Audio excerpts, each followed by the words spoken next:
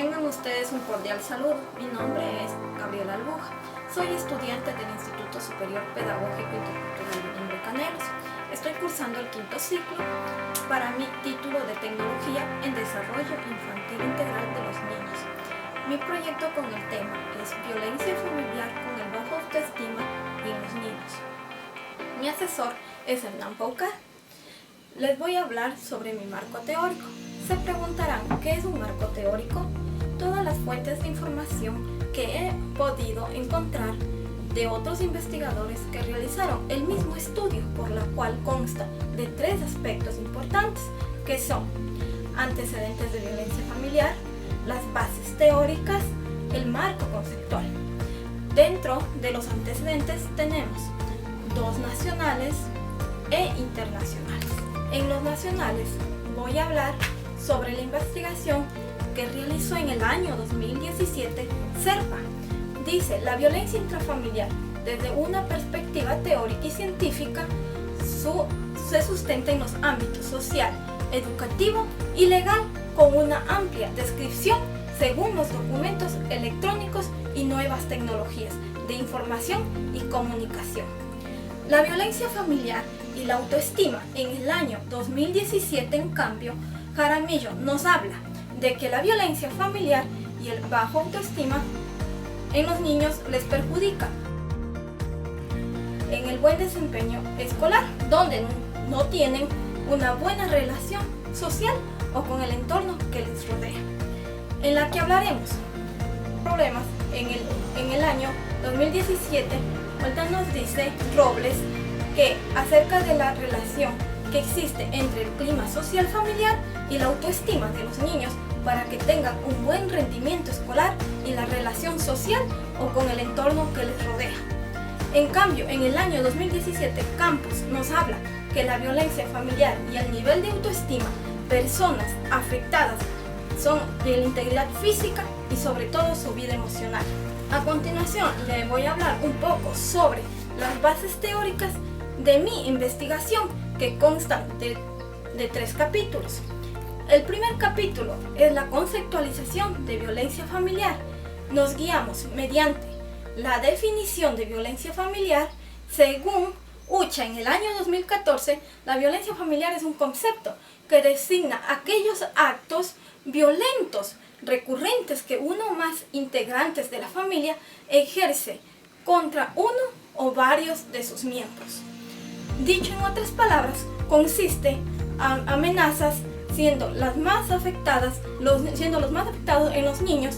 En el año 2011, Cárdenas nos dice que los efectos de la violencia nos da consecuencia a tener para las aperturas básicas emocionales y psicológicas como ansiedad, depresión, sueño, entre otros. En el año 2008, Valladares expone tipos de violencia.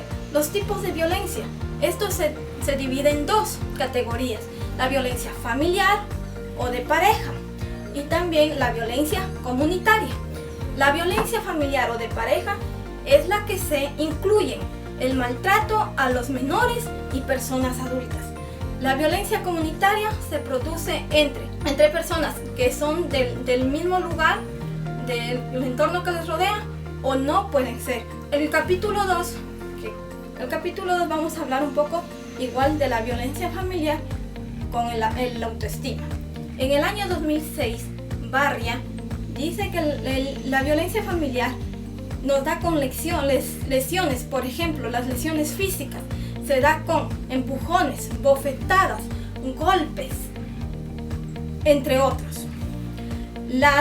También hay la violencia sexual, que es sin consentimiento de las personas, por ejemplo, la trata de personas, o igual en la violencia sexual hay las caricias no deseadas o también el abuso sexual sin consentimiento de la persona. También existe la violencia psicológica, donde el infligir y angustiar a través de amenazas sin control y sin limitaciones. Puede ser como la amenaza de muerte o a su vez por medio de chantajes, entre otros. En la investigación van dejando su estado también emocional y su autoestima de secuelas, afectando así a todos los miembros de la familia. En el capítulo 3 vamos a hacer la consecuencia en los niños en el aprendizaje. Los niños que viven en un entorno de violencia familiar no pueden concentrarse en sus estudios. Tienen una conducta agresiva, ya que no pueden integrarse con los demás de su entorno.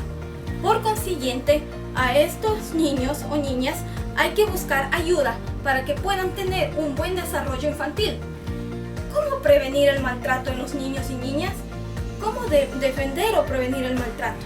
Primeramente, investigamos de dónde proviene el problema para poder intervenir y pedir ayuda psicológica para detectar mediante una evaluación para ver hasta qué nivel está afectado el niño o niña para ayudarle mediante citas psicológicas a su niño o niña, dependiendo el estado de ánimo y seguridad que lo haya evaluado un médico, un psicólogo, porque necesitamos ayudar para que ellos puedan tener un buen desempeño, un buen desarrollo infantil integral y un buen desempeño en el estudio.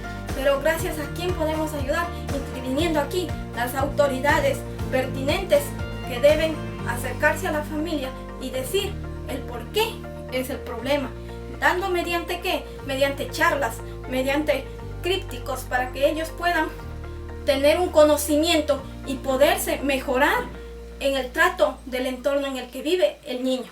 Gracias.